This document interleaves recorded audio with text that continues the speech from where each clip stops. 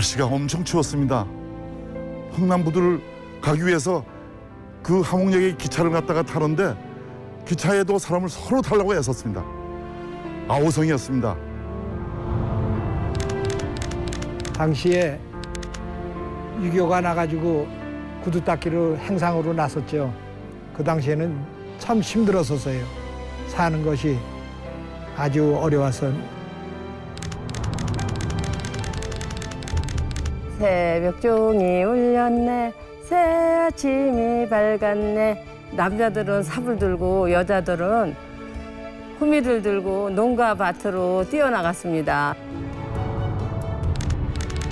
처음에 만나러 올라갔는데 날 쳐다보고 조카가 이모하고 나와서 그래 붙들고 많이 울었습니다. 그때는 이 대장금이라는 드라마가 한류의 대표적인 드라마가 되리라고는 꿈에도 생각하지 못했습니다. 그저 우리 시청자들한테 아주 유익한 드라마를 하나 만들어보자 라는 의도에서 드라마를 제작했던 것입니다.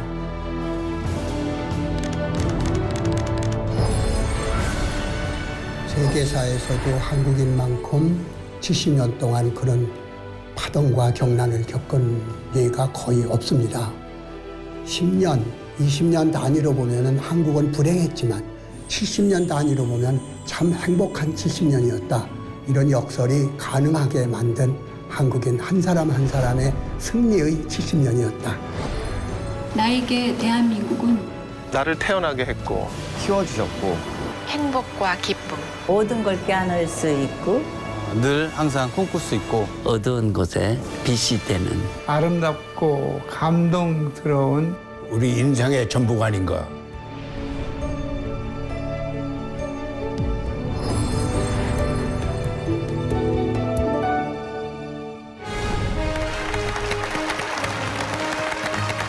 네, 여러분 안녕하십니까. 광복 70주년 국민 대토론 우리 함께 코리아 오늘 진행을 맡은 김성주입니다. 안녕하세요. 저 조영남입니다. 안녕하세요. 박연경입니다. 네, 어서 들어오십시오. 반갑습니다. 네, 오늘 이 시간에는요. 광복 이후에 대한민국의 70년의 역사를 다시 한번 되돌아보는 동시에 앞으로 우리 사회가 나아가야 될 우리 미래의 대한민국의 모습까지 그려보는 아주 소중한 시간을 갖고자 합니다. 1945년 대한민국. 생각만 해도 가슴이 찡한 해인데요. 온 국민이 그렇게 기다렸던 광복이 됐고 무엇보다도 여기 서 있는 제가 그 해 언저리에 태어났다는 거. 그러시군요. 예. 그럼 광복둥이세요? 그렇죠. 혹시 연세가... 물어보지 마세요. 네, 죄송합니다. 다 알면서. 네, 그럼 지금부터 MBC 국민 대토론 우리 함께 코리아 여러분 많은 시청 부탁드립니다. 네. 예. 자, 그럼 오늘 먼저 우리 함께 코리아와 함께 해주실 분들을 여러분께 소개를 해드리도록 하겠습니다. 이원복 덕성여대 총장님, 안녕하세요. 어서 오십시오. 반갑습니다. 김주형 LG경제연구원 원장님이십니다. 안녕하세요. 네. 고맙습니다. 네, 박세리 선수도 자리했습니다. 박세리 선수 오셨네요. 고맙습니다. 네, 그리고 서진교 희망연구소 소장 자리하셨습니다. 안녕하세요. 네. 자, 그리고 연세대학교의 이뉴한 교수님 오셨고요. 안녕하십니까. 네. 그리고 철학자 탁석산 선생님 나와주셨습니다. 이윤선 변호사 함께해 주십니다. 고맙습니다. 안녕하세요. 네, 잘하셨습니다. 네, 그리고 우리 여기 방청석에 계신 200여 명의 국민토론단 여러분 환영합니다. 네, 고맙습니다. 잘하셨습니다. 광복 70주년입니다. 참으로 가슴 벅찬 일이 아닐 수가 없는데요. 우리에게 광복 70주년은 어떤 의미를 갖고 있는지 먼저 우리 이원복 총장님께서 좀 말씀 좀 해주시겠습니까? 우리가 맨날 듣기로는 광복, 그러니까 일제 36년이라고 배웠잖아요. 네. 근데 정확하게는 35년입니다. 그러니까 광복 후에 70년이라는 얘기는 일제 그 텀을 두 번 겪은 거죠. 첫 번째 광복 후에 35년은 우리가 국가를 추스리던 그 기간이었고, 그다음에 나머지 두 번째 35년은 우리가 비약적인 발전을 하던 그런 시기였습니다. 이제는 이제 새로운 출발, 우리나라 국가의 융성을 위한 새로운 출발을 다짐해야 될 때입니다. 네. 오늘 아주 제목이 멋있네요. 우리 함께 코리아 잘 어울립니다. 네네. 김지영 원장님 어떻게 생각하십니까? 예, 저도 그 이원복 교수님 말씀하신 것과 유사합니다만 지금부터 우리가 이 닥친 문제는 제대로 된 선진국을 만드는 것일 것입니다. 지금까지 우리가 닥쳤던 도전과 다른 새로운 도전을 우리가 맡게 될 것이고 또 다른 능력과 해결 방법이 또 필요로 하는 시기가 우리 앞에 놓여 있다 그런 생각이 드는군요. 임 교수님 어떻습니까? 70주년도 70주년이지만 광복은 참 특별한 의미 아니겠습니까? 그럼요. 70년 동안 세계상이 제일 많이 변했죠. 인류 역사가 생기고. 근데 대한민국이 그중에서 제일 앞섰어요.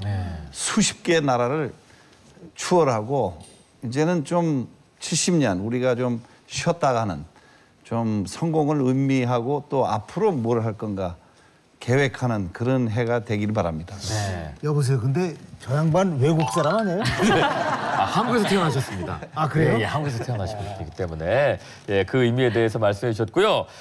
호적이 한국으로 돼 있어요? 제가 알기로는 순천에서 예, 태어나서부터 순천에서 태어나셨습니다. 선진규 박사님은 어떻게 느끼고 계십니까? 근데 개인적으로 저한테는 굉장한 의미가 있어요.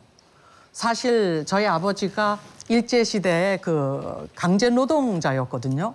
그래서 탄광으로 끌려가셔가지고 태평양 전쟁이 한참 아주 심각하던 그 44년, 45년 그때 탄광에서 그 탄을 팩해내는데 수많은 한국인들이 거기서 죽었대요. 저희 아버지는 목숨을 걸고 그 왜 변소에 통 있죠? 똥통이라고. 똥통. 괜찮아요. 예, 변소도 오랜만에 들었는데. 아주 추운 겨울이었는데 진짜 거기를 들어가서 얼음을 헤엄치다 하면서 그 퍼내는 구멍 있죠. 글로 빠져나오셨어요. 그래서 그런 면으로 뭐 그때 해방이 안 됐더라면은 진규는 이 자리에 없죠. 네네. 그래서 굉장히 의미 있습니다. 예. 저희 MBC에서는요, 지난 2월부터 문화체육관광부와 함께 이미지 공모전을 개최를 했고 또 전국 17개 시도의 성인 남녀 3,000명 그리고 전문가 그룹 200명을 대상으로 대국민 인식조사를 실시했습니다. 이번 조사가요 매우 특별한 것이 대한민국의 과거와 현재, 미래에 대한 우리 국민의 인식을 조사했는데 의외의 결과가 참 많아요. 여러분 기대해도 될 것 같습니다. 네. 박연경 아나운서가 그 결과를 발표해주기 위해서 지금 데이터 룸으로 자리를 옮겼는데요. 박연경 아나운서. 네, MBC에서는 지난 6월 한 달 동안 전국의 만 19세 이상 성인 남녀 3,000명, 전문가 200명을 대상으로 대국민 인식 조사를 실시했습니다.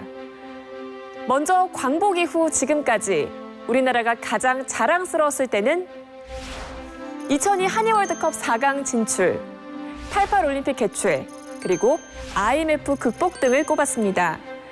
이 밖에도 김연아 선수의 금메달, 그리고 올림픽에서의 메달 획득 등이 선정돼 우리 선수들이 국제 스포츠 대회에서 좋은 성적을 거둘 때 많은 국민들이 자부심을 느끼는 것으로 나타났습니다. 우리나라 국민들이 가장 좋아하는 역사적 인물로는 이순신 장군, 박정희 전 대통령, 그리고 세종대왕이 꼽혔습니다. 이 밖에도 광복 이후 70년 동안 정치, 사회, 문화 등 각 분야에서의 발전 만족도를 조사했더니 문화, 경제, 국제적 위상의 발전에 대해서는 높은 점수를 준 반면 사회 질서, 시민의식, 정치 분야에 있어서는 불만족한다는 응답이 더 많았습니다. 특히 경제 발전에 만족한다는 응답은 75.7%로 높았지만 이번 조사에서 눈에 띄는 점은 문화 발전에 만족한다는 응답이 78%를 기록하면서 우리 국민들이 문화 부분의 발전에 가장 높은 점수를 주고 있다는 겁니다. 전국의 성인 남녀 3,000명, 전문가 200명을 대상으로 한 MBC 대국민 인식조사 어떻게 보셨습니까? 이 밖에도 새롭고 재미있는 설문 결과들 오늘 토론에서 하나씩 짚어보도록 하겠습니다. 네. 자, 대국민 설문조사를 통해서 얻어진 결과들 지금 잠깐 소개를 해드렸는데요. 먼저 우리 국민들이 가장 자랑스러운 일로 2002년 한일 월드컵 우리 대한민국의 4강 진출을 꼽았습니다.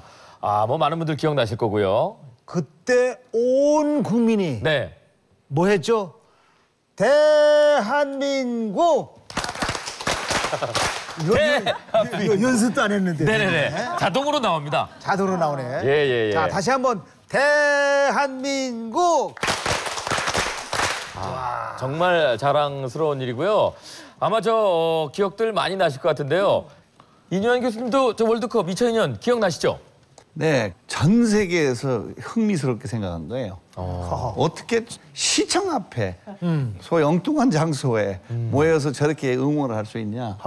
그래서 굉장히 많은 언론에, 외국 언론에 났었어요, 그 당시에. 네. 대단한 거죠. 그리고 많은 사람들이 젊은 사람하고 나이 든 사람하고 동떨어져 있다 그러는데 많이 오래간만에 하나로 모아지는 참 눈물이 나는 일이었죠. 그렇습니다. 네. 잠깐 첨언을 하자면 저희 네. 엄마 같은 경우는 사실 뭐 축구에서 축구의 룰도 아무것도 모르는 분이에요. 축구 인원이 11명인지 12명인지도 모르는 분이에요. 네. 그런 분인데도 불구하고 그때 시청 앞에 광장에 사람들이 모인 모습을 보러 일부러 시청까지 가고 나셨어요. 예. 축구를 보고 싶었던 게 아니고요.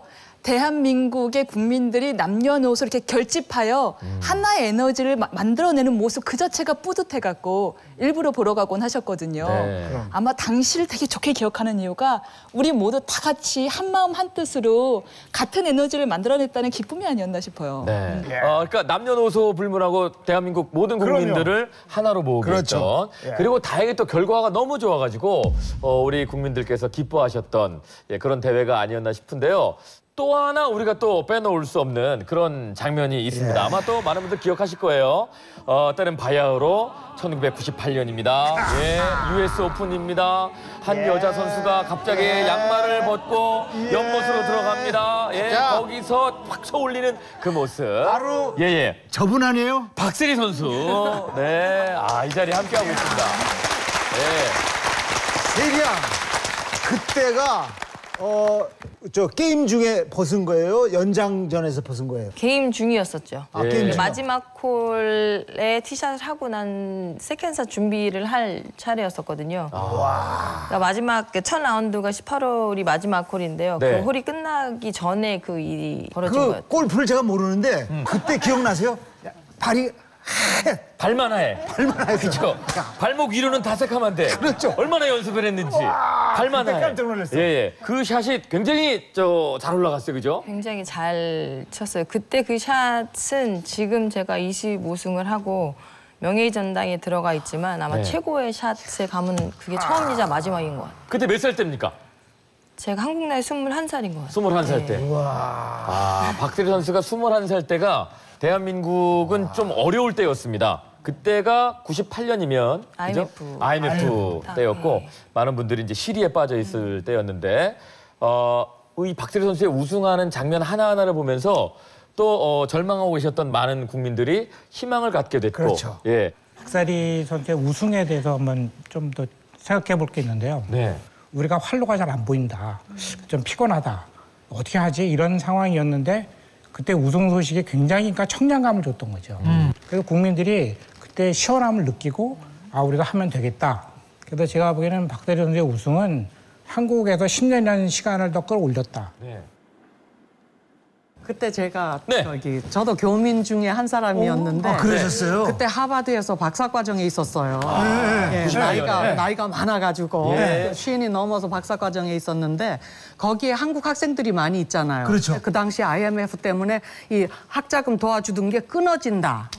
돈이 이제 못 보내준다. 그런 상황에 와 있었기 때문에 하버드 학생들이 그냥 한국 학생들이 막 진짜 완전 한국으로 돌아가야 되느냐, 이제 하버드를 그만둬야 되느냐, 뭐 엄청나게 시련을 겪고 있던 바로 그때 박세리 선수가 그거 하는 거 보고서는 다들 힘을 내고 전 지금 그 얘기 하면서도 막 온몸에 전율이 흘러요. 그러니까요. 그때 우리가 너무 힘들었었어요, 거기서. 이 박세리 선수의 우승하는 장면 하나하나를 보면서 또 절망하고 계셨던 많은 국민들이 희망을 갖게 됐고 그렇죠.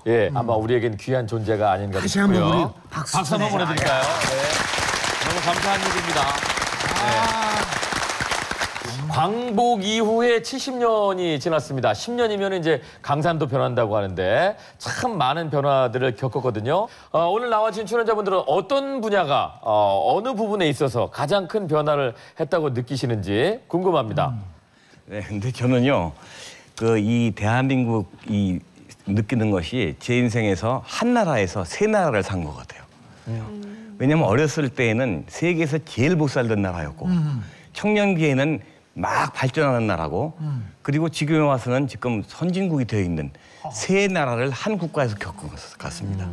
아마 돌이켜 생각해보면 하실 말씀들이 정말 많으실 텐데요. 70년의 세월만큼이나 이야기거리도 많이 있습니다. 과연 지난 70년 동안 우리는 어떤 삶을 살아왔는지 저희가 준비한 화면이 있는데요. 계속 보시고 얘기를 나눠보도록 하겠습니다. 안녕하십니까. 해방둥이 이민식입니다. 지금으로부터 70년 전, 즉 1945년 우리나라는 광복을 맞이했습니다. 말하자면 제가 살아온 70년 인생이 우리나라의 광복 70년과 똑같다는 점에서 엄청난 의의가 있는 것이죠. 제가 태어날 때만 해도 허허벌판에 인구 90만 명에 불과했던 서울이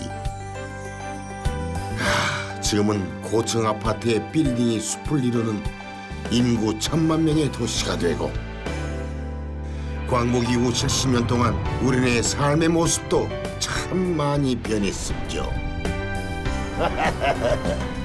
어르신들께서는 이 전차 기억나시죠?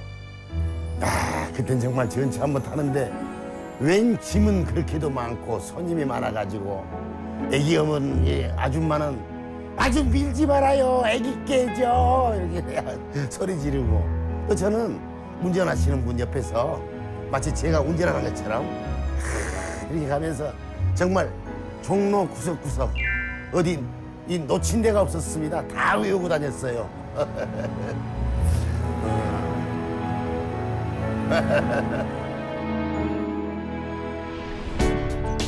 당시 41km를 오가던 서울의 전차는 지금의 지하철로 바뀌면서 893km를 달리게 됐고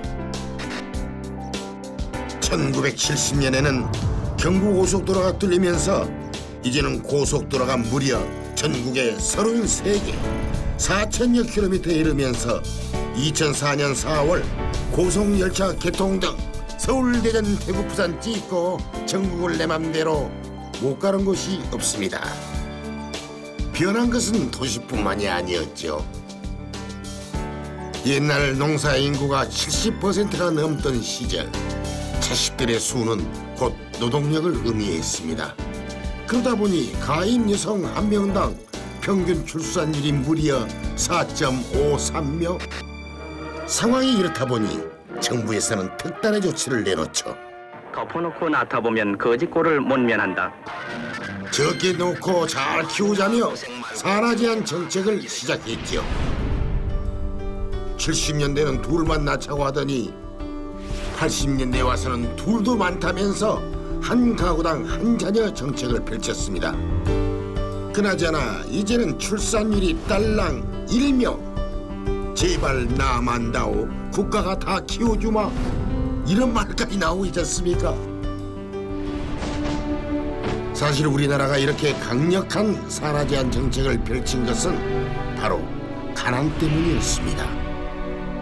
제가 6살이 되던 해 그 무서웠던 한국전쟁이 끝나니 온 나라가 폐허가 됐고 먹을 게 어디 있나요? 이 밥상을 좀 보십시오. 아니 근데 웬 이 밥그릇의 크기가 아이고 아니 무슨 밥을 저렇게 많이 먹었나 하시겠지만은 별 반찬이 없었던 시절이라 꽁보리밥에 옥수수죽으로 배를 채우고 또 그것도 없으면은 물만 한 그릇 마시면서 겨우 한 끼를 때우고 했죠. 그렇다면 요즘 밥상을 좀 보실까요? 이 밥그릇이 절반도 안 되는 크기로 확 줄어들었습니다. 알고 보니 요즘 사람들은 뚱뚱해지는 걸 싫어해서 탄수화물 섭취를 줄이느라고 밥그릇 크기까지 확 줄였다고 하네요. 물가 변화도 참 놀랐습니다. 라면 가격은 무려 70배, 담배는 1300배나 올랐으며 1963년 25원짜리 짜장면이 180배나 올라버렸더라고요. 변한 것은 물가뿐만이 아닙니다. 한국인의 체격도 달라졌습니다. 어떻습니까? 제 키가 1m 69cm입니다. 그 정도면은 뭐 충분히 대한민국 평균 사이즈죠. 그런데요, 요즘 젊은이들 어떻습니까? 그야말로 길쭉 대나무 숲속에 들어온 것 같아요. 남자 평균 신장이 1960년대는 163.7cm에서 지금은 173.2cm. 여성들의 키도 과거에 비해 3.9cm 더 늘어났습니다. 그러다 보니 초등학교의 책걸상 크기도 아이들 키에 맞춰 부쩍 커졌죠. 지금 초등학교 책걸상 크기가 과거 중학교 책걸상 크기 정도 된다니 제가 다 뿌듯합니다. 식생활 개선으로 인한 변화는 평균 수명도 연장을 시켰어요. 출산율은 줄었지만 늘어난 수명으로 2015년 인구는 1949년에 비해 약 2.5배 증가. 하지만 가족 수는 결혼 후 자녀들이 분가하면서 2.4명으로 오히려 줄었고, 과거에 보지 못했던 1인 가구도 매년 증가해서 현재 488만 명이나 혼자 살고 있습니다. 지난 70년을 쭉 돌이켜보니 정말 많은 변화가 있었습니다. 그런 70년의 시간이 쌓이고 쌓여 오늘의 대한민국을 만든 것이겠죠.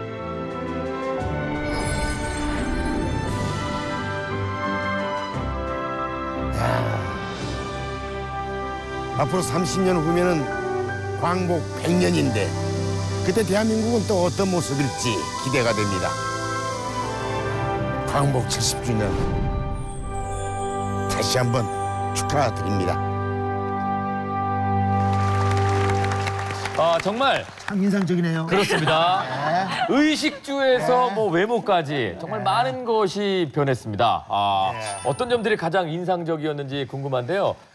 저는 뭐 개인적으로 원래가 좀 이렇게 태어날 때부터 가난한 데서 태어나서 또 이제 남존여비 사상이 굉장히 아주 활성화되던 우리 집안이었는데 거기서 밖에 나와도 사실 지금 뭐 일자리 없다 하는데 그때도 우리 젊은 사람들 일자리 없었어요. 그러고 진짜 백이 없으면은 뭐 좋은 데는 취직도 못 하고 또 돈을 못 벌어서 굶기도 많이 굶어가지고 그때는 진짜 다이어트 할 필요가 없었어요. 저도 굉장히 날씬했던 것 같아요. 김 원장님 어떻게? 저는 기억 남는 건 항상 춥고 배고팠습니다. 그중에서도 제가 뚜렷이 기억 남는 것이 그 당시에 그 악수표 밀가루라는 게 있었습니다. 이게 가난한 나라에 무상으로 원조해주는 원조 물자입니다. 근데 그것을 이제 농협 창고에서 그 배급을 하는데 저희 어머님이 약으셔가지고 일단 그 줄을 서고 난 다음에 나를 보고 초등학생이 나를 보고 오라고 해서 줄을 세워놓고 한 2~3시간 쉬다가 일 보다가 와서 대충 제가 줄이 짧아지면 와서 기다렸다가 악수 밀가루를 타고 가곤 했습니다. 그 밀가루 얻기도 그렇게 힘들었어요. 그 밀가루가 그 당시에 원조받는 국가의 서름이었고요. 저희들이 가장 학교 다닐 때 좋아했던 것이 이제 그것도 이제 원조받은 물자인데요. 그 옥수수로 만든 이제 옥수수빵 그리고 가루 분유로 탄 우유. 저희들은 지금 먹어보니까 참 맛이 별로던데요. 그 당시에는 그것처럼 맛있고 좋은 것이 없었습니다. 뭐 기억나시는 거 있어요? 저는 초등학교 때 꿈이 중학교 때까지 꽁치 한 마리를 나 혼자 군 꽁치를 나 혼자 먹는 거. 다 먹는 거. 그것이 꿈이었어요. 나눠 먹는 거 없이. 언젠가 내가 커서 돈을 벌어서 꽁치 한 마리를 다 구면 이걸 내가 혼자 다 먹는다. 그래요? 5 식구가 먹으니까 제가 가운데 먹는 때가 없어요. 그게 꿈이었을 때가 있는데 돈 버니까 지금 꽁치 같은 건 쳐다보지도 않잖아 지금. 그러니까 뭐 비릿하다는 둥. 그러니까 그렇지. 이렇게 변한 게 사실 생활 모습뿐만은 아닌데요. 정치나 경제 그리고 문화에서도 참 많이 변했습니다. 근데 아까 조사를 해봤더니 우리 국민들이 가장 만족도를 느끼는 분야가 문화에서의 발전이 가장 만족스럽다 이렇게 대답을 했거든요. 전 세계에서 이렇게 쭉 보면은 대한민국 국민처럼 문화적 자존심이 강한 국민이 없어요. 아 그래요? 네. 그런 그 민족이 계속해서 나락을 갔다가 이제 우리 박서희 선수와 같이 그런 스포츠 선수들 한류, 싸이 이런 이 스타들이 자꾸 등장을 하니까 그 문화적 자존심을 충족시키는 거죠. 그래서 지금에 와서는 지금 한류가 세계를 휩쓸고 있고 지금 LPG에는 뭐 한국 선수들이 완전히 장악하고 있고 그러니까 지금에 와서 우리 국민들이 문화면에서 가장 흡족해하고 계신 것 같아요. 그러니까 사실 그 뭐 조사를 해보면 우리나라가 경제적으로 굉장히 많이 발전했다. 이게 늘 이제 1등으로 나오다가 이번 조사에서는 문화 분야의 만족도가 1위를 차지했습니다. 이거 뭐 어떻게 보면 다소 의외다 이렇게 얘기하시는 분도 있을 것 같은데요. 이민선 변호사 뭐 좀 피부로 좀 느낍니까? 문화적인 발전? 저는 느끼죠.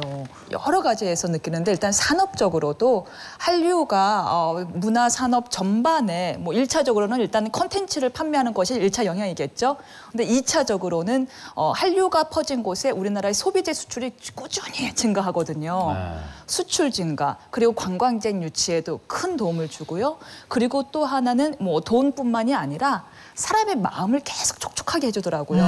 문화가 강해지고 문화가 강해진다는 것은 무슨 말이냐 하면은 다른 나라 사람들의 마음을 살 수 있게 된다는 것이고 조화를 찾아오잖아요. 그것이 자긍심으로 나타나고 우리 사람들 정말 경제 발전에 막 척박했던 가슴들이 조금씩 이제 자긍심으로 젖어지고 있구나라는 생각이 들어서 되게 여러 가지로 감사해요. 문화에서는 제가 보기엔 조영남 씨가 산 증인이에요. 네? 조영남 씨가 산 증인이다. 왜냐하면은 조영남 씨가 옛날에 그 데뷔했을 때가 다 번안곡이었어요. 그렇죠. 그러니까 자기 노래가 하나도 없이 평생 살아온 거죠. 그런데 번안곡으로만 많이들. 그렇죠. 이게 무슨 가사만 바꿔서. 이게 무슨 뜻이냐면요. 그 데뷔 당시에 70년대 이럴 때만 해도 번안곡이 주류였어요. 그리고 라디오에서도 주로 팝송을 틀었거든요. 그렇죠. 그런데 요즘 어떻게 되냐면 시대가 바뀌어가지고 팝송 같은 것은 이제 뒤로 이제 물러난 거예요. 그렇죠. 다 우리 노래를 듣죠. 그렇죠. 근데 우리 노래 구조를 보면은 소녀시대 같은 경우는 우리가 외국에 의뢰를 해요. 작곡은 유럽 사람한테, 안무는 미국 사람한테. 그래갖고 외주를 준 다음에 그거를 가져와서 우리가 작품으로 만들어서 전 세계에 수출하고 있거든요. 그러니까 이제는 더 이상 문화에서 수입국이 아니라 우리가 주체가 돼서 우리가 만들어내서 전 세계에 수출을 한다. 그런 것은 패러다임이 완전히 바뀐 거죠. 충분히 자긍심을 가질 만한 구조로 되었다. 이런 거죠.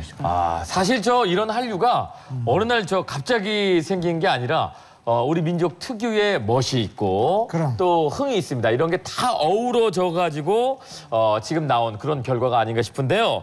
자, 그렇다면 여기서 여러분께 문제를 드리도록 하겠습니다. 갑자기 퀴즈 프로그램처럼. 광복 이후에 지금까지 우리 국민들이 가장 좋아하는 대중가요는 무엇일지 구경 한번 와보세요. 이게 아니겠죠. 화개장터. 없습니다. 이거 5위 안에 없는데요. 5위 안에 아리랑? 네. 아리랑. 좋습니다. 아리랑? 5위 안에는 없습니다. 5위 안에 없습니다. 5위 살짝 알려드릴까요? 5위? 일단 전 세계가 열광했던 노래입니다. 혹시 기억나는 노래 없으세요? 전세가 열광한 전 세계가 네 맞습니다. 강남 스타일이 5위. 싸이 씨의 강남 스타일이 5위입니다. 5위. 제가 최근에 강남 스타일에 대한 그 기억이 있는데요. 열흘 전에 제가 아테네 공항에서 비행기가 연착이 돼서 한 30분을 기다린 적이 있습니다. 근데 마침 그때 TV에서 지난 10년간 전 세계적으로 가장 히트한 노래들을 보내주는 프로그램이었어요. 대부분 보다가 고개 돌리다가 했는데 중간쯤에서 강남 스타일이 나오기 시작했어요. 거기에 있던 한 100명 전부 다가 그걸 쳐다보고 보고 있는 거예요. 보통의 팝송, 히트한 팝송보다도 사람들 마음에 더 끌고 눈을 가게 만드나 봐요. 다들 즐거워해요. 제가 추측하기에는 제일 많이 부르는 노래가 돌아와요 부산항에. 돌아와요 부산항에 있습니다. 야, 2위에 있습니다. 2위. 박승희 선수는 어떤 노래 좋아합니까? 저도 나이는 이렇게 많지는 않지만 그 지나가게 재미삼아 듣는 노래 중에 왜 내 나이가 어때서 있잖아요. 오승희 씨 노래. 오승희 씨. 조금만 하실 수 있어요? 네. 야, 내 나이가 어때. 그게 너무 좋아요. 저는. 골프에 나이가 있나요? 뭐 이런 노래로. 아나운서. 네. 그게 몇이죠? 그게 바로 1위입니다. 1위입니다. 야, 이번 조사에서 1위로 나왔습니다. 예. 네, 다시 한번 좀 정리를 해드리면 네네. 예. 5위는 강남 스타일, 그리고 4위는 동백아가씨, 3위는 만남, 2위는 돌아와요 부산항해, 그리고 1위는 방금 박설희 선수가 불렀던 내 나이가 어때서. 오승훈 씨 노래. 흥이 그래서 그런지 그 뭐랄까 항상 뭐 할 때나 되게 긍정적인 생각을 갖게 해주는 것 같더라고요. 네. 자, 그렇다면 또 문제 드립니다. 지금까지 본 최고의 TV 프로그램. 70년 동안. 예, 3,000명을 대상으로 조사했습니다. 지금까지 본 남녀노소 이 교수님. 모래시계. 모래시계 있습니까? 5위. 5위에 있습니다. 자, 야, 5위. 또. 예. 겨울 연가. 서 박사님, 겨울 연가? 없어요. 겨울 연가 없습니다. 그것도 인기가 많았었는데. 저는 개인적으로 예, 박수희 선수. 전 개인적으로 1박 2일 굉장히 팬이에요. 1박 2일 있습니다. 네, 있습니다. 가로 잘 맞추시네, 박수희 선수가. TV 잘 보시나 봐. 무한도전. 무한도전 있습니다. 몇일까요? 무한도전 1위? 1위입니다. 네, 맞습니다. 무한도전이 1위입니다. 네, 일단 5위는 모래시계, 그리고 4위는 1박 2일, 3위는 전국 노래자랑, 2위는 전원일기, 그리고 1위는 무한도전이었습니다. 네. 시청자 여러분, 안녕하세요. 무한도전! 정말 진심으로 감사드립니다. 무한도전이 광복 70주년을 맞아 실시한 대국민 설문조사에서 최고의 TV 프로그램 1위로 뽑혔다고 합니다. 감사합니다. 아유, 반갑습니다. 예. 반갑습니다. 진짜 이거 여러분들 축하드립니다. 뭐라고 감사를 드려야 될지 모르겠습니다. 네, 일단 저 소감을 한마디씩 좀 간단하게 시청자 여러분께 좀 부탁드리겠습니다. 네, 뭐 더욱더 앞으로 재밌고 즐겁고 건강한 웃음을 만들기 위해서 노력을 해야 되겠다. 외웠어. 너무나 소감이 좀 기계적이지 않았나 그런 생각을 좀 해보네요. 즐거움을 위해서 더욱더 매진하겠습니다. 네, 기회를 잠시 한 번 더 드리도록 하겠습니다. 정현돈 씨부터 한번. 정말 우리 아이들이 컸을 때. 자, 우리 하하 씨부터 꾸미지 말고 있는 그대로 좀 해주세요. 사실 저희들이 이 상을 받은 거는 다들 아시겠지만 상이 아니에요. 예. 아니에요? 상이 아니에요. 뽑은 거죠. 집중하자. 박명수 상 아니에요? 집중. 죄송합니다. 저희가 뽑혔다고 상 주시는 게 아니고. 자, 우리 저 황강희 씨. 제가 딱히 소감 말하기에 너무 들어온 지가 얼마 안 돼가지고. 맞아. 우리 열심히 하도록 하겠습니다. 화이팅! 죄송합니다. 투표하면 이하로 아름답게 마무리해라. 자, 어쨌든 저희들 저희가 뭐 이제 오늘 좀 재밌게 하려고 이런저런 농담을 했습니다만 저희들 뭐 앞으로도 지금처럼 열심히 최선을 다하도록 하겠습니다. 뭐 앞으로 10년, 20년 저희가 언제까지 할 수 있을지 모르겠지만 정말 많은 분들에게 큰 웃음 드릴 수 있도록 저희 온몸을 던져서 열심히 하도록 하겠습니다. 우리 함께 코리아 무한도전! 자, 다음은 이제 경제에 대해서 좀 얘기를 해보도록 하겠습니다. 문화에 이어서 경제 분야 발전에 대한 만족도도 상당히 높으셨는데요. 지난 70년 동안의 경제 발전, 어떻게 평가할 수 있을지 김 원장님 얘기해 주시겠습니까? 예, 뭐 저희들이 다 익히 알고 있습니다. 1945년에 저희들이 해방이 될 때 저희 기대 수명이 아마 45세였을 겁니다. 지금 82세로 선진국 수준에서도 꽤 높은 편에 속하고요.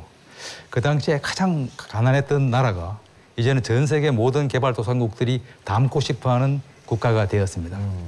또 인구 5천만 명 이상 되는 나라가 전 세계에 26개국이 있는데요. 그중에서 2차 세계대전 이후에 유일하게 선진국으로 진입한 나라가 우리나라입니다. 우리나라가 산업화 근대화는 늦었습니다. 유럽 선진국보다 200년이 늦게 시작했고 일본보다 한 100년을 늦게 시작했습니다. 그럼에도 불구하고 그 전 세계가 존경하는 그리고 닮고 싶어하는 그런 국가가 되었다는 것에서 자부심을 느껴도 될 만합니다. 네. 우리 탁 선생님 어떻게 생각하십니까? 우리 경제 발전의 원동력. 그게 이제 외부의 그 도움이 많이 있었다는 건 사실인 것 같아요. 그런데 이런 말이 있거든요. 그 말을 물가에 끌고 갈 수 있다. 하지만 물을 먹일 수는 없다는 거죠. 그러니까 외부에서 아무리 도와줬다고 해도 우리가 그거를 스스로 하지 않으면 우리께 되지 않거든요. 근데 한국 사람은 물을 먹었다는 거예요, 스스로. 그래서 이제 성장을 한 거거든요. 그래서 그 성장 자체에 관해서는 자부심을 가져도 좋을 것 같아요. 그래서 제가 보기에는 70년 동안에 한국이 여러 가지 일이 있었지만은 기본적인 건 지켰다는 거죠. 그러니까 자유민주주의와 시장경제 그 두 가지는 꼭 지켰다는 거예요. 그래서 사람들한테 안심을 시킨 거죠. 그래서 일한 만큼 성공할 수 있다. 우리가 그걸 보장한다. 그런 것을 안과 바깥에서 지원해 줬기 때문에 한국인들은 그것에 안심을 하고 열심히 일을 했고 그것이 성과를 거둔 것이다. 이렇게 생각하죠. 제일 중요한 것은 원조를 받는 나라가 원조를 주는 나라로 바뀌었어요. 그리고 거기에 이제 우리 젊은이들이 전 세계에 나가서 결국은 한강의 기적을 또 가르치고 있어요. 그러니까 단순히 여기서 한국에서 일이 끝나는 게 아니라 전부 글로벌 세계 궤도국들이 더 잘 살 수 있도록 고생도 많이 하지만 보람이 대단해요. 그렇습니다. 해외에서는 우리나라의 경제 발전을 그야말로 기적이라고 표현을 합니다. 그렇죠. 예. 어떤 일들이 이렇게 경제 발전을 가능케 했는지 그래서 저희가 전문가 200명에게 우리나라 경제 발전에 기여한 결정적 사건은 무엇입니까? 라는 질문을 드렸습니다. 함께 보시죠.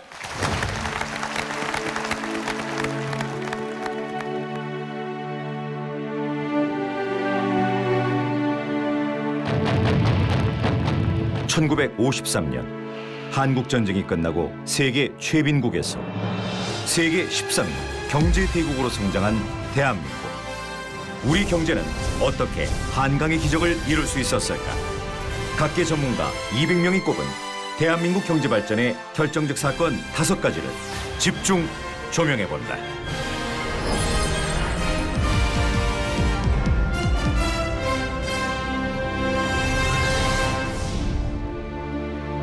(1962년) 1인당 국민 총소득이 고작 91달러였던 가난한 시절.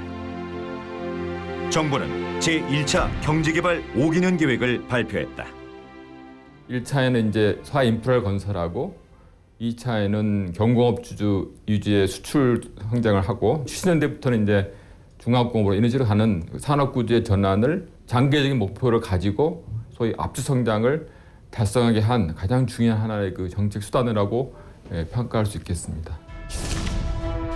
이후 35년간 7차에 걸친 경제개발 계획을 통해 1995년 수출 1,000억 불 달성은 물론 1996년 1인당 국민소득을 13,000달러까지 끌어올리는 눈부신 성과를 이뤄냈다.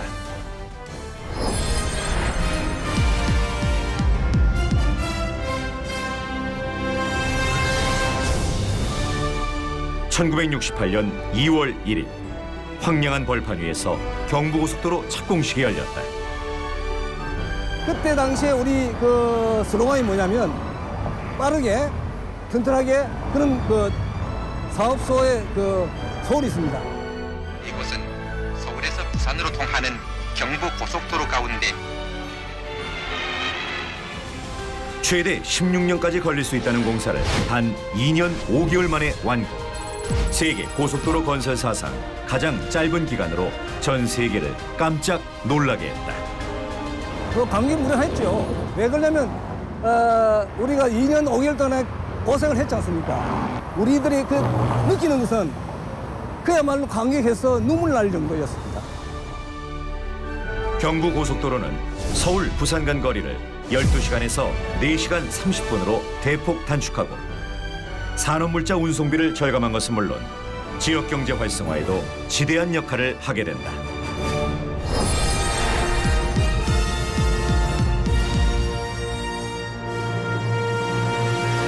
조속히 대통령 직선제 개헌을 하고 1987년 6.29 선언을 통해 정치뿐 아니라 경제에도 거센 민주화 바람이 불었다. 노동조합이 결성되면서 노동자들의 인권 보장은 물론 소득이 증대되었고 수출과 함께 내수 경제도 호황을 누렸다. 그런데 1997년 갑작스런 위기가 찾아왔다.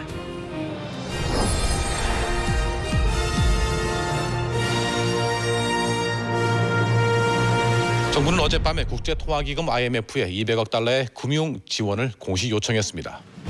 IMF 외환 위기로 195억 달러의 국채를 지게 된 대한민국. 대기업을 비롯한 은행, 증권사들이 연이어 쓰러졌고 노동자들은 거리로 내몰렸다. 하루아침에 직장을 잃어버리는 그런 엄청난 경험을 하게 되고 자살한 직원들도 있고 해서 그런 직원들을 생각해보면 너무 가슴이 아프고 어떻게 견딜 수가 없을 정도로 힘들고 어려운 시절이었습니다. 하지만 온 국민이 금모기 운동에 동참하며 나라의 고난을 함께 나눴고 경제 개혁을 통해 2000년 IMF 자금을 모두 상환한다.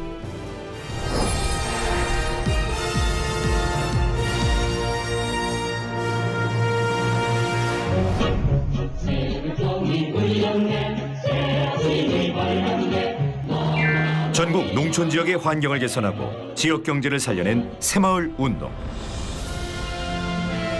새마을 운동이 진행되는 동안 농가의 평균 소득은 825달러에서 4,600달러로 6배나 늘었다.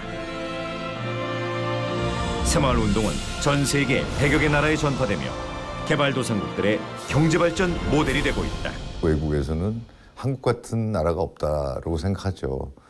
짧은 시간에 이렇게 산업을 고도화를 이룬 나라가 없고 이렇게 좁은 땅에 거의 모든 사람이 집중돼 갖고 우리는 꼭 한국을 모델로 해서 발전하고 싶다. 그런 것들을 정말 진심으로 토론을 하죠. 그래서 그러면은 우리나라가 정말 이렇게 다른 나라의 모델이 되는구나. 다시 한번 저희들을 돌아보게 됩니다. 광복 이후 70년간 원조를 받던 나라에서 원조를 하는 나라. 세계 13위의 경제 대국으로 우뚝 선 대한민국. 대한민국은 인류 역사상 가장 극적인 경제 성장 국가로 기록됐다. 자, 우리나라 경제 발전에 기여한 결정적 사건들을 전문가들을 통해서 들으셨습니다.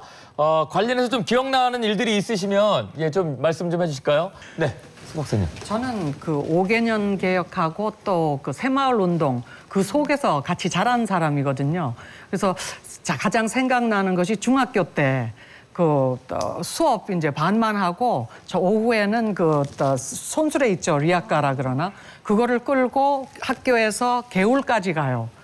걸어서 한 15분, 20분 걸리는데 학교 전체가 가가지고 여학생들이 자갈이며 모래며 이런 걸 싣고 그걸 끌고 와서 그야말로 새마을 운동에다 우리도 같이 이렇게 일조를 했던 그런 삶을 살았었어요. 그래서 굉장히 기억에 남고, 그리고 정부가 이런 단기적인 희망과 긴 희망을 주면서 이렇게 사람들을 심리적으로 이렇게 세우는 그런 면이 있었어요. 그래서 우리가 일을 하면서도 별로 불평을 안 하던 그런 일이 있었어요. 이제 논어에 이런 말이 나와요. 그 국가를 경영하는데 무엇이 가장 중요하냐 이렇게 공자한테 물어보니까 이제 국방도 아니고 경제도 아니라는 거예요. 이제 신뢰가 가장 중요하다는 거예요. 신뢰. 근데 IMF 때 금모기를 했던 것은 단순한 애국심에서 비롯된 건 아니거든요. 그러니까 국민과 국가 간에 신뢰가 있어야지 가능했던 일이에요. 내 이거 장롱에 있는 금을 내가 놓는 거잖아요. 근데 이것이 어떻게 쓰일지 어떻게 알아요, 사실은. 그런데 우리나라가 이제 45년 이후에 사람들은 여러 가지 불평을 하고 분노도 터뜨렸지만 사실은 차곡차곡 신뢰가 쌓여가고 있었던 거죠. 그래서 이제 그때 그 위기가 딱 터졌을 때는 과감하게 전부 다 금을 해놨던 거죠. 근데 그건 단순히 금이 아니라 우리는 서로 신뢰한다. 이런 징표였던 거죠. 사실 우리의 경제 발전은 우리 국민들의 노력이 없었다면 불가능한 일이 아니었을까 싶기도 한데요. 제 생각에 여기 계신 모두가 경제 발전의 순갑이야. 정말 수고했어요. 그렇습니다. 우리가 그래서 우리가 이 사람들 얘기를 좀 들어봐야 돼요. 방청석에 앉아 계신 분들도 아마 그런 소중한 경험들이 그럼요. 있을 것 같은데요. 이쪽에 아버님. 저는 금년에 80입니다. 이름은 송홍재라고 합니다. 60년대 참 어려웠습니다. 그때 일진으로다 독일 광부로 나이 30살에 독일 광부로 가가지고 일을 하기 시작했습니다. 와, 박수. 경제 원동력이 되는 거예요. 예. 독일 가가지고 일을 하기 시작하는데 수직으로 내려가는데 막장이라는 게 나옵니다. 그렇죠. 거기서 작업을 하는데 온도는 얼마냐? 30도에서 40도 왔다 갔다 합니다. 그럼 그 온도를 이기기 위해서 물통을 한 2리터짜리를 갖다 양쪽으로다가 차고 들어갑니다. 그렇게 들어가가지고 작업을 들어가는데 작업이 뭐냐? 거기 들어가가지고 쐐기둥을 세우는 거예요. 그걸 갖다 하루에 한 40개 내지 50개를 세우고 나오는데 그럼 계속 그 더위에 물을 먹습니다. 그럼 그 물이 어디로 나오면 땀으로 다 나와요. 그럼 이제 사스를 입고 작업을 하는데 사스 겉으로 물이 흘러요. 그럼 사스를 벗어가지고 짜면은 정말 저 빨래 하듯이 짜나 물이 줄줄줄 이렇게 됩니다. 그 털어가지고 입고 또 작업하고 문제가 또 뭐냐면 아침에 일어나가지고 하면 손이 안 움직여져요. 그냥 쇠에다 때리고 해서 울려가지고 그 손이 고부르질 못해요. 엄청나게 힘듭니다 그거. 저 우리 구민을 대표해가지고 네. 이 선생님한테 악수를 해드릴 테니까 박수를 좀 주세요. 네. 수고했어요. 야 정말 감사합니다. 네, 저희가 듣고 싶은 얘기는 참 많은데요. 네, 지금 옆에 분 얘기 먼저 들어보겠습니다. 파독 간호사 황보수자입니다. 아, 예. 간호사로 또 파견이 되셨군요. 저도 그 우리 총장님 말씀하시듯이 참 절체절명의 그 어쩔 수 없는 그런 입장에 왔었기 때문에 10개월 된 아기를 두고 갔습니다. 제일 힘들었던 것이 아기 보고 싶은 거였습니다. 그렇겠죠. 그런데 그때 당시에는 한국에 전화 한 번도 할 수 없었습니다. 그 3년 동안 한 번도 전화를 못 했습니다. 왜냐하면은 집에 전화가 없으니까. 그러니까 한국에 전화가 없으니까. 그렇게 보고 싶었던 아기를 이제 못 보고. 그거가 제일 힘들었고요. 네. 대체로 요양원 같은데 배치가 된 간호사들이 그 의식이 별로 없고 이제 몸은 비대하고 이런 사람들 움직인다고 그렇게 움직여서 휠체어 태우고 목욕시키고 하는데 그렇게 고생을 했다고 합니다. 그래서 저희가 얼마나 열심히 일을 했는지 매일 신문에 나다시피 동양에서 온 연꽃이다, 동양에서 온 천사다. 네. 이런 이제 그 신문에 나고 그래서 제가 참 감사하게 여기는 거는 정말 한국에서 좋은 간호를 배우고 갔구나 하는 이런 것이 아주 자랑스럽고 자긍심이 많았습니다. 네. 그 애기도 많이 커서 이제 어른이 됐겠네요. 네, 그렇습니다. 지금 50세 이제 되죠. 그 10개월 된 아기도 이제는 10개월 된 아기가 세상에 됐고. 네, 박수 한번 드리죠. 자, 그렇다면 과연 외국인들은 우리 한국 사람들을 어떻게 평가하고 있는지 외국 사람들의 시선에서 바라본 대한민국을 지금부터 소개해드리겠습니다.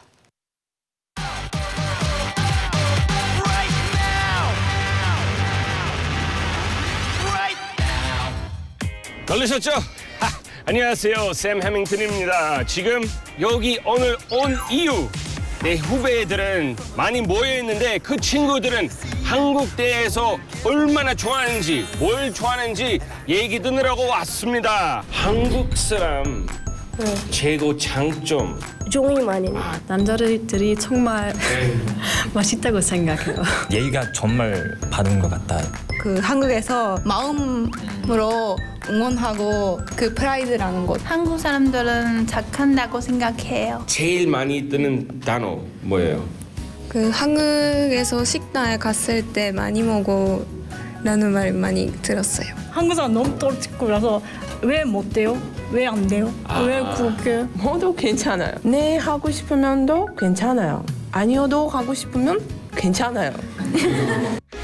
근데 그 많은 중에 외국인들은 한국이란 나라도 알 수 있고 그리고 또 가깝게 느낄 수 있는 계기 하나 있는데 뭔데요?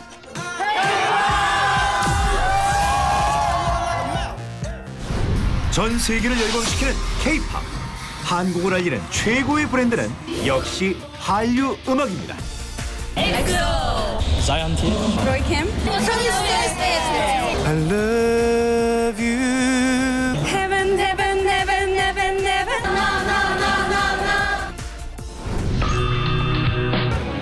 K-팝을 시작으로 영화, 방송 프로그램 등 한류 문화 콘텐츠는 세계인의 마음을 사로잡으며 경쟁력 있는 수출 산업으로 자리매김했습니다. 최근 우리 한류가 이제 세계적인 하나의 문화로다가 이렇게 돼가고 있는 것 같아요. 그러다 보니까 그로 인해서 이제 한국의 이미지가 좀 대평가되고 있고, 연구 결과를 보면은 수출 효과가 6조 5천억 원 정도 되고요. 전 세계로다가 이렇게 수출돼가면서 어떤 면에서는 과거하고 다르게 어떤 국제적인 위상도 이렇게 만들어지고 있는 것 같습니다. I think it's wonderful that in Britain more and more people are getting to know Korea through music, through the food, through films, through culture. 대롱대롱 매달고 싶은 심정이야. 특히 대장금을 비롯한 MBC 드라마들은 시청률 90%를 넘기는 등 한류의 새 기록을 세워나갔습니다. 이토록 놀라운 성과를 거두고 있는 한류 문화의 힘은 무엇일까요? 한국의 5,000년이라는 그 깊은 역사가 갖고 그것이 축적된 문화가 방송 작품, 드라마나 예술 작품 뭐 이런 걸로 표현될 때 전 세계 많은 사람들한테 공감을 주고 사랑을 받을 수 있지 않겠나 이렇게 생각합니다. 이제 한국은 한류를 넘어 사회, 경제, 문화 전반에 걸쳐 세계 석학들로부터 높은 평가를 받고 있습니다. 지난 70년 동안 한국이 이룩한 성취, 이런 성취를 이루는 그 원동력이 무엇인가에 대한 궁금증이 굉장히 많습니다. I think world scholars view Korea as a country that in the last generation has totally transformed itself. 스포츠이든 영화이든 문화이든 뭐 제조이든 우리나라 사람들이 경쟁할 수 있게 그 분위기만 만들어주면 우리가 이깁니다. 동방의 작은 나라에서 이제는 세계 선진국가와 어깨를 나란히 하는 글로벌 코리아 대한민국. 세계는 대한민국의 미래를 어떻게 전망하고 있을까요? 동해안도 소양도 문화, 경제 전체가 만날 수 있는 이 한반도가 오히려 그 세계를 이끌어갈 수 있는 굉장한 호흡 역할을 한다. 한국이 이런 선진국하고 비슷한 제도적으로 수준이 상당히 높고, 그다음에 교육이나 여러 가지 습관 또 공동의 그런 부분이 많고, 앞으로 전 세계의 그런 융합의 시대에 있어서 아마 한국의 역할은 핵심이 될지 몰라요. 가장 중요한 역할을 할 거라고 생각합니다. 대한민국 대해서 이렇게 사랑하는 외국 사람들은 많으니까 진짜 이 전 세계 중심에 이렇게 설 수 있는 기회가 진짜 멋있습니다. 옆에서 샘 해밍턴도 같이 응원합니다. 우리도 미처 생각지 못했던 대한민국의 잠재력과 가능성. 세계가 지금 대한민국을 주목하고 있습니다. 네. 여러분은 한국인이라는 것에 대해 얼마나 자부심을 느끼십니까? 라는 질문을 드렸더니 51%, 응답자의 절반 정도가 자부심을 느낀다고 대답한 반면 자부심을 별로 또는 전혀 느끼지 않는다는 분들도 48.9%나 됐습니다. 자, 그렇다면 국제사회에서 대한민국의 위치는 어느 정도일까요? 응답자의 19%는 우리나라를 선진국으로, 응답자 23.6%는 중상위권 국가로 생각했습니다. 특히 60대 이상에서는 26.8%로 가장 많은 분들이 우리나라가 선진국이라고 생각했습니다. 자, 2005년 조사에서 우리나라가 선진국이라고 응답한 사람이 1.9%에 불과했던 것과 비교하면 10년 만에 크게 증가한 것을 알 수 있는데요. 오늘 스튜디오에 나와주신 분들의 생각은 어떤지 궁금한데요. 여러분들은 어떠신가요? 출연자 여러분들께 단도직입적으로 여쭤봅니다. 2005년에 우리나라가 선진국이라고 응답하신 분들이 1.9%밖에 안 됐는데 이번 조사에서는 19%의 응답자가 대한민국은 선진국이다 이렇게 얘기를 합니다. 공감하시는지 아니면 좀 잘못된 조사 같다라고 생각하시는지 이 총장님 어떻게 생각하십니까? 이게 어려운데요. 아, 그렇습니까? 그러니까 우리나라 사람들이 우리나라에 대한 평가가 좀 인색해요. 외국에 나가보면은 우리에 대한 인식이 훨씬 높습니다. 그럼 수치가 더 높을 것이다? 네, 왜냐하니까 우리 같은 경우는 옛날에 어려운 시절을 겪었고 그리고 아무리 우리가 많이 발전을 했다 하더라도 설마 선진국까지 왔겠느냐 이런 어떤 그 자기 폄하가 어느 정도는 있는데 비해서 외국에서 볼 때는 참 경이로운 나라이고 이건 분명한 대단한 나라다. 그렇기 때문에 한국인을 보는 눈이 옛날 10년 전하고 확실히 다릅니다. 네, 아까 이종영 얘기는 19%보다 더 많이 나왔어야 되는데 훨씬 많이 나왔어요. 조금 선진국이라는 얘기 좀 인색하다. 예, 이런 말씀이시고요. 사실은 선진국이라는 기준이 모호하잖아요. 모호해서 각 기구별로 선진국을 구별하는 조건들이 다 따로 있더라고요. 그래서 대충 한번 조사를 해봤는데요. 국제연합개발기구에서 인간개발지수라는 걸 또 조사를 합니다. 네네. 여기서 우리나라가 15위예요. 일본보다 높아요.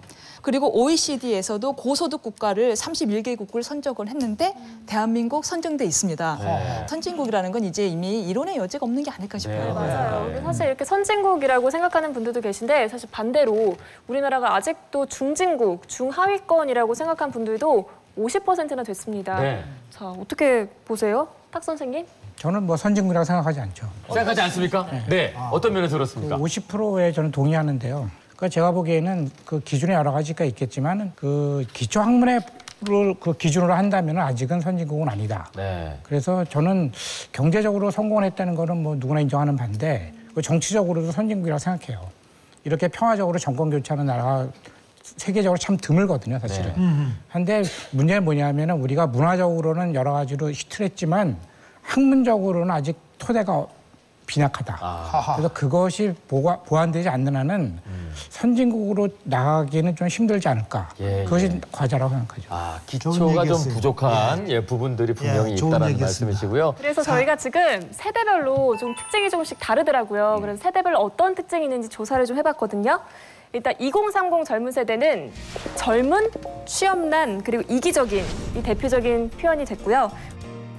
4050 세대는 부지런한, 절망, 안정적인 퇴직. 마지막으로 60세 이상은 고생스러운, 외로운, 성실한, 또 희생정신 등으로 표현이 됐습니다. 이런 표현에 동의하십니까? 예, 대체로 동의하는데 나이가 어릴수록 젊을수록 행복지수가 낮잖아요. 그것은 여러 가지가 있는데요. 우리 그 나이가 든 사람들은 그만큼 행복지수가 상대적으로 높은 이유가 우리는 그야말로 찢어지는 가난을 겪었지만 모든 것이 블루오션이었어요. 그래서 무한대 가능성이 있었다는 얘기죠. 근데 지금의 젊은 세대는 풍요 속에서 태어나서 가난함을 모르고 컸지만은 모든 게 레드오션입니다.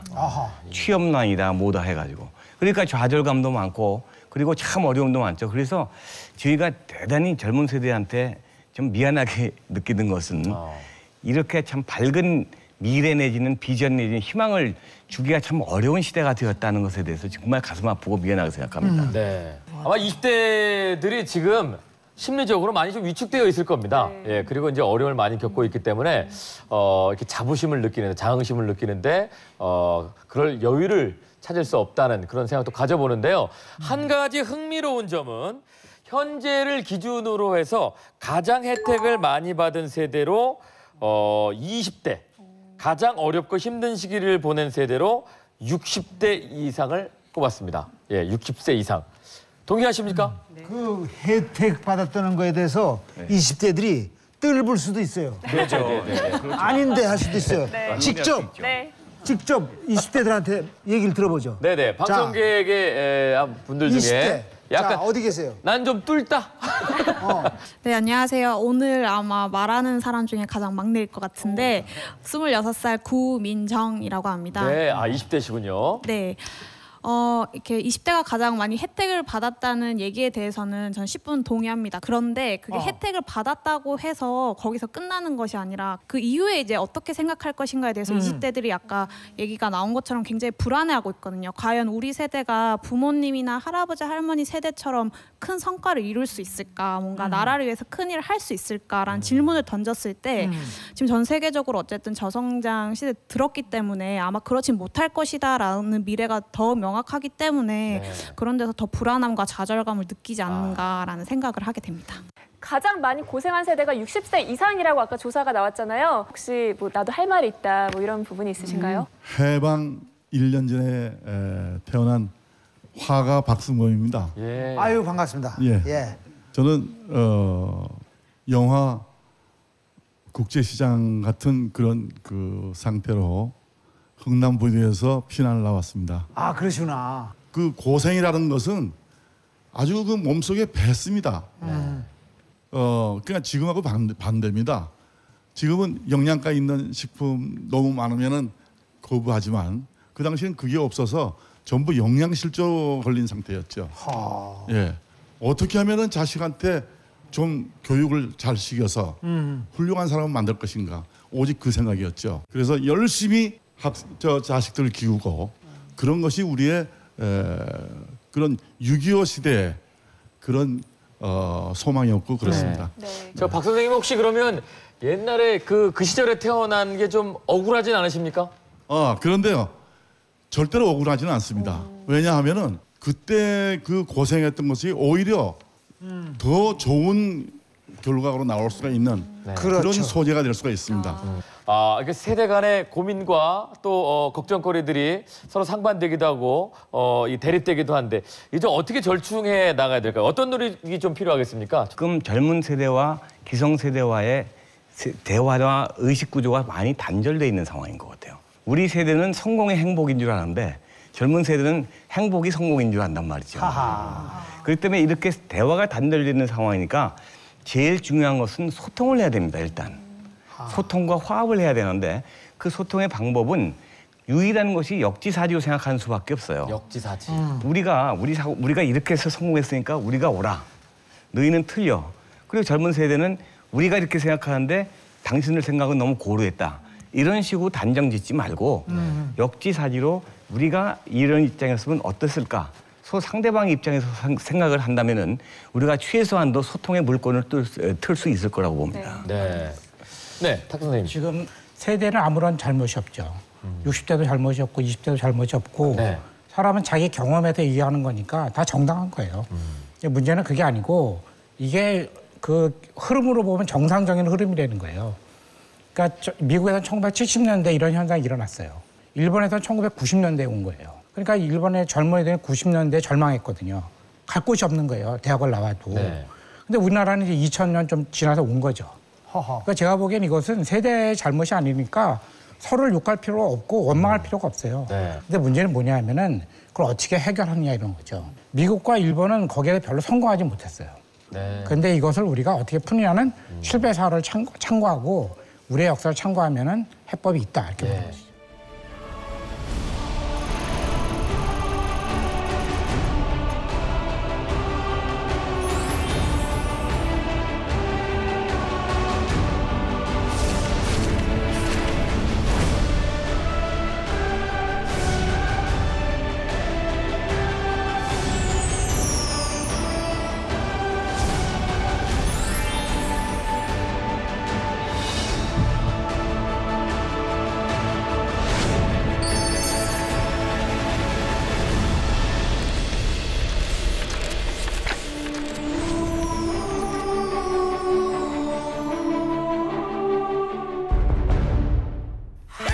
뭐 다들 아시겠지만 올해가 바로 광복 70주년입니다. 이제 30년 후면은 광복 100주년이 됩니다. 예. 광복 100주년이면 30년 후인데. 그렇습니다. 저희가 그때까지 할 수 있을까요? 살아는 있을까요?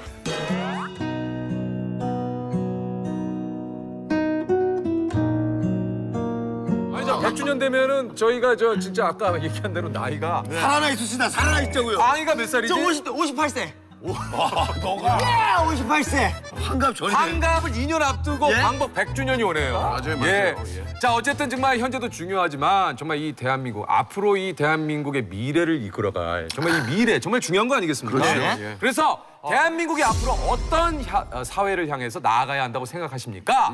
이런 조사를 했습니다. 아, 그래요? 예. 근데 1위가 뭐예요? 바로 민주적이고 자유로운 사회로 나왔습니다. 많은 분들이 이렇게 얘기를 해주신 거죠. 민주적이고 자유적인 사회는 모든 사람들의 어떤 그 의견 같은 것도 다 들어줄 수 있고 그런 사회 아니겠습니까? 그렇습니다. 그래서 지금 무한도전 내에서도 좀 들어달라고요. 알겠습니다. 자, 2위 한번 보도록 하겠습니다. 2위는 뭡니까? 노력이 제대로 평가되는 그런 사회. 그렇습니다. 노력이 제대로 평가되는 사회. 이거 굉장히 중요하잖아요. 아니, 노력보다 더 평가된 사람들은 어떡합니까? 그러니까 노력보다 과평가되는 분들도 있다는 예. 얘기인가요? 이렇게 노력보다 과평가되는 분들 운이 있잖아요. 좋은 사회 뭐 이런 거. 예, 어쨌든 노력이 이 진짜 말 그대로 이게 영성 진짜 노력해서 빨리 진짜 1인자의 꿈 이루시기 바랍니다. 저 1인자 안 할 거예요. 아, 왜요? 그냥 옆에 같이 다닐 거예요. 진짜? 마음이 편합니다. 평생 점으로. 예. 점이까지. 점이에요? 0.3 올랐네. 이렇게도 안 될 것 같은 느낌이 있나 왔다 갔다 해요. 예. 자, 어쨌든 3위 한번 보겠습니다. 3위는 뭡니까, 하시? 물질적으로 넉넉한 사회. 넉넉하게 사시는 분 계시니까. 그러니까 어떤 그 분들만 넉넉한 게 아니고 다 같이 많은 반 분들이 좀 다 같이 넉넉한 그런 사회를 이 좀 뭐 사실 다들 바라는 거 아닙니까? 그러니까 이제 먹고 사는 것만큼은 좀 걱정 없이 살았으면 좋겠어요. 진짜. 걱정 없이 사시잖아요. 요즘 뭐 다 같이. 다 같이. 그러니까 많은 분들이. Everybody. 맞습니다. 진짜 말씀하신 대로 모든 분들이 진짜 넉넉하게 네. 조금 진짜 여유롭게 살 수 있는 그런 사회가 그렇죠. 됐으면 좋겠습니다. 걱정 없이. 자, 이 밖에도 우리 많은 국민 여러분께서 무엇을 또 원하셨는지 우리 광희 씨. 네, 사회적 약자가 보호받는 사회를 원한다고 많이 하시거든요. 그렇습니다. 이게 저 또- 같은 약자를 보호해 주셔야 돼요. 광희 씨가요? 아니, 무한도전 얼마 들어오지 않는 애를. 네가 왜 약자 너 유이 남친이야. 네가 왜 약자 너 유이 남친이야. 아니, 약골자. 많은 분들이 약자를 보호해 주세요. 이게 저 말 그대로 정말 이 사회적으로 정말 이런 모든 맞아요. 이게 또 저희들뿐만 아니라 많은 분들이 함께 노력을 해야 되는 일 아니겠습니까? 맞습니다. 우리 저 많은 국민 여러분께서 꿈꾸고 바라는 대한민국의 미래. 우리 모두가 저희들도 마찬가지고 맡은 바 자리에서 열심히 최선을 다한다면 꼭 이룰 수 있지 않을까 하는 생각을 해봅니다. 우리 함께 코리아 대한민국 파이팅! 지금부터는요, 이제 광복 100년을 향해 나아가는 대한민국의 미래에 대한 얘기를 좀 나눠볼까 하는데요. 조사 결과를 보면 우리 국민이 미래에 대한 가장 큰 불안감 그리고 걱정을 느끼는 것이 바로 저출산 고령화라고 합니다. 김 원장님, 이 저출산 문제가 좀 심각한 편이죠? 아주 심각합니다. 그 합계 출산율이라는 통계가 있는데요. 그 한 분의 여성분이 평생 동안 몇 사람의 아이를 낳느냐라는 기대치입니다. 이게 전 세계적으로 그 합계 출산율이 평균이 2.5입니다. 다시 말하면 여자 한 분이 평생에 2.5명의 아이를 낳는 것이 평균이라는 겁니다. 2.5. 평균? 그러니까 이게 합계 출산율이 2가 되면 인구가 그냥 유지가 되는 겁니다. 그런데 우리나라의 합계 출산율이 지난해에 1.21이었습니다. 모자라는군요. 갈수록 줄겠네요. 지금 그 기대 수명이 자꾸 늘어나서 인구가 줄지 않고 있지만 어느 정도 기대 수명이 더 이상 늘어나지 않으면 우리나라 인구는 갈수록 줄어들고 언젠가는 대한민국이 사라질지도 모른다라는 이런 말까지 하고 있습니다. 출산에 대해서는 참 그 여성분들이 하실 얘기가 많으실 것 같은데요. 저 서진규 박사님은 어떻게 생각하세요? 예, 저는 뭐 의무했습니다. 두 사람 낳습니다. 두 사람 낳았으니까 책임은 다 하셨다고 지금. 그 회사 뭐 CEO들이나 리더들 다 알아요. 네, 이거 저출산 문제가 있으니까 자꾸 장려를 해야 된다 하면서 내 회사만은 이 여자들이 임신을 안 했으면 좋겠다. 경제적으로 손해를 보니까 출산 휴가다, 애 병 때문에 쉬어야 된다, 학교 때문에 쉬어야 된다. 이러고 나면은 일할 사람이 없으니까 막 눈치 주고 주변에서 또 일을 딴 사람들이 부담을 해야 되니까 다른 남자 직원들이 눈치를 주면서 싫어하는 그런 분위기가 조성돼 있어요. 그런 속에서 누가 왜 나는 이런 환영도 못 받으면서 내가 이렇게 희생을 해가면서 내 커리어를 망가뜨려가면서 애를 낳아야 되느냐. 안 낳죠. 이 저출산하고 고령화는 맞물려 있는 문제. 그렇죠. 맞물려 있어요. 그렇죠. 왜냐? 과거에는 10명의 청년이 1명의 노인을 부양했는데 저출산의 고령화가 되면은 3명의 청년이 1명의 노인을 부양하게 되기 때문에 이것은 국가 차원의 문제거든요. 그게 결국은 전부 그 세금 폭탄으로 돌아가는데 그건 결국 부담해야 될 건 젊은 세대거든요. 그렇기 때문에 이 저출산 고령화 문제는 이것은 사생활 문제로 놔둘 문제가 아니라 국가가 개입 안 할 수가 없습니다. 대한민국 미래에 대한 이제 고민을 하게 될 때 일단 저출산 문제가 가장 먼저 꼽혔고요. 또 한 가지는 대한민국의 미래와 직결되는 문제, 바로 통일 문제였습니다. 통일에 대한 우리 국민들, 일반 국민들의 생각을 저희가 들어봤는데 과연 어떻게 결과가 나왔는지 박연경 아나운서가 소개해드리겠습니다. 네, 우리 국민들은 통일을 어떻게 생각하고 받아들이고 있을까요? 먼저 남북 통일이 가능하다고 생각하십니까? 라고 질문을 드렸더니 응답자의 80%가 가능하다, 13.6%는 불가능할 것 같다, 그리고 6.3%는 잘 모르겠다고 응답했습니다. 이렇게 통일에 대한 기대감은 높았지만 통일 시기에 대해서는 의견이 엇갈렸는데요. 빨리 통일될수록 좋다는 의견이 25.1%, 통일에 서두를 필요가 없다는 신중론이 50.4%, 가장 높게 나왔죠. 또 통일이 오히려 혼란과 불편을 야기할 수 있어서 통일을 원치 않는다는 응답자도 24.5%나 나왔습니다. 자, 그런데 3,000명의 응답자를 세대별로 자세히 분석해보니까 20대에서는 통일은 빠를수록 좋다는 19%, 통일을 원치 않는다는 분은 33.6%인 반면 60세 이상에서는 통일이 빠를수록 좋다 33.6%, 통일을 원치 않는다가 17.6%로 반대 결과가 나왔습니다. 세대 간 통일에 대한 생각에 많은 차이가 있는데요. 이런 결과를 어떻게 바라봐야 할지 잠시 후 얘기 나눠보도록 하고요. 계속해서 다음 결과 살펴볼까요? 그렇다면 우리 국민들은 10년 후 우리나라 경제를 어떻게 전망하고 있을까요? 현재와 비슷할 것이라는 의견이 57.2%로 가장 많았고요. 더 좋아질 것이다 24.2%, 더 나빠질 것이라는 응답은 18.5%로 나왔습니다. 왜 그렇게 생각하는지 물었더니 한국 경제를 부정적으로 전망하는 이유로는 저성장, 인구 노령화, 경제적 양극화 문제를 가장 큰 이유로 꼽았습니다. 반면에 한국인은 저력이 있고 완만하지만 경제 성장세가 지속되고 있고 또 통일의 가능성이 있기 때문에 한국 경제는 더 성장할 거라는 전망도 나왔습니다. 대한민국의 미래, 오늘 나오신 분들께서는 어떻게 전망하고 계신지 궁금합니다.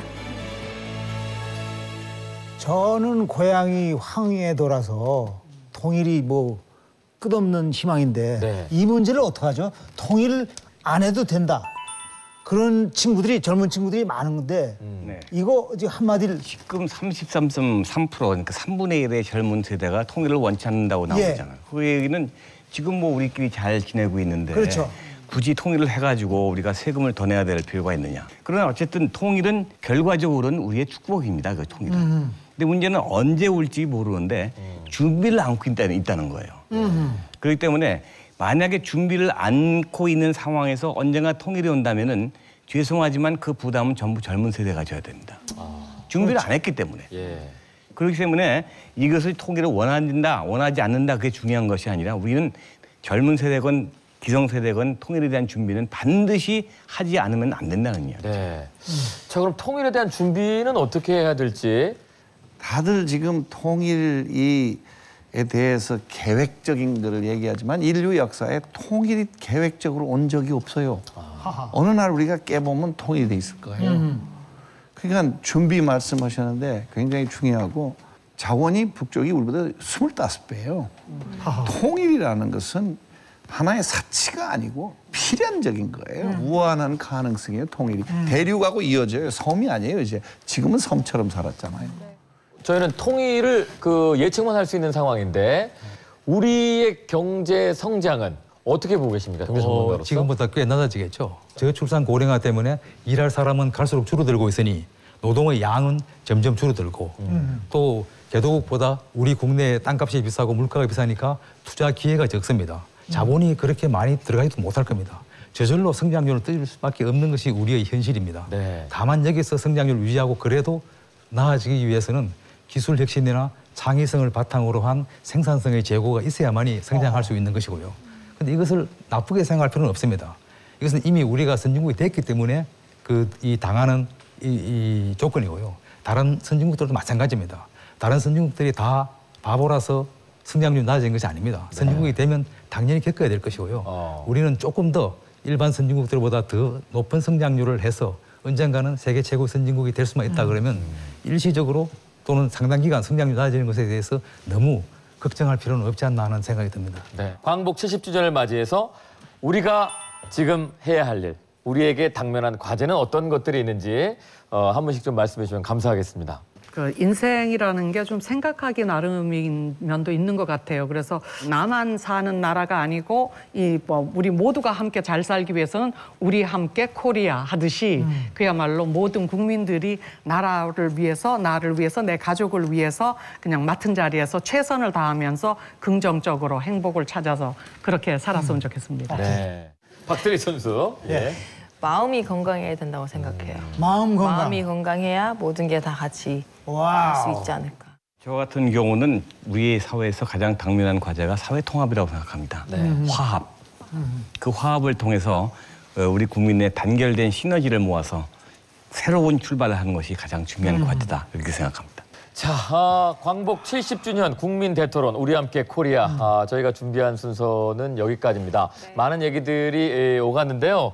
조영남 씨 어떠셨습니까? 저는 바람이 있다면 100년 후까지 더는 말고 지금처럼 이렇게 위로 올라가면 좋은데 지금처럼만 쭉 갔으면 좋겠다는 희망을 가지고 있습니다. 네. 예, 그거밖에 없어요. 저는 막중한 책임감을 갖습니다. 왜냐하면 이제 40대거든요.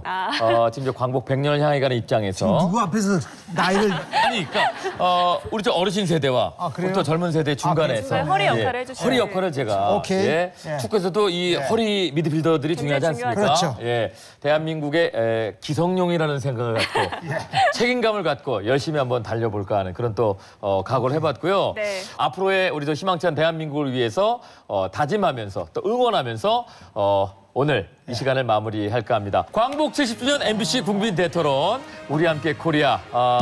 오늘 광복절을 맞아서 함께해 주신 많은 분들께 다시 한번 감사의 말씀을 드립니다. 시청해주셔서 여러분 고맙습니다. 네, 고맙습니다. 안녕히 계십시오.